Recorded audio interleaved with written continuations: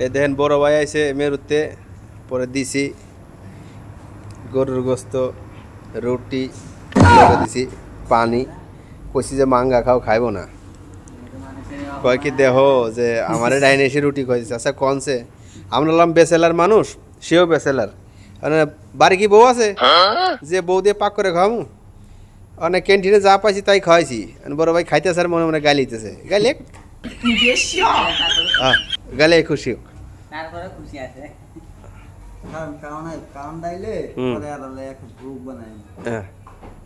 কি বলো কি বলক বলকের নাম দেবো কি আইকন কাপল বলক খান খান খান খান খান